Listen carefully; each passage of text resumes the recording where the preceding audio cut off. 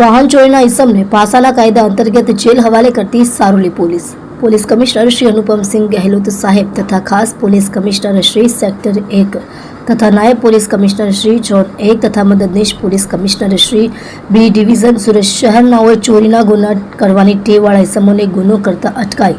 અને ગુના ઉપર અંકુશ રહે તે સારું ચોરીના ગુનામાં પકડાયેલ ઇસમો વિરુદ્ધ પાસા દરખાસ્ત કરવા સૂચના કરેલ હોય જે સૂચના અને માર્ગદર્શન આધારે police inspector Shri SR Vekariya તથા સર્વેલન્સ સ્ટાફના police sub inspector JN Chauhan તથા હેડ કોન્સ્ટેબલ ભાવેશભાઈ વાઘજીભાઈ નાઓને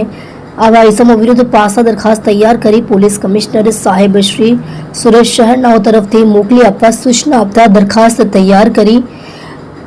પોલીસ કમિશનર સાહેબ શ્રી તરફ મોકલી આપેલ જે પાસા દરખાસ્ત પોલીસ કમિશનર સાહેબ શ્રી નાઓ દ્વારા મંજૂર કરી પાસા હુકમ કરતા ચોરીમાં પકડાયેલ ઇસમ અભિષેક ઉર્ફે બમ ભગવતી પ્રસાદ ઉપાધ્યાયની પાસા હુકમની બજાવણી કરી મધ્યસ્થ જેલ અમદાવાદ ખાતે મોકલી આપી પ્રશંસનીય કામગીરી કરેલ છે।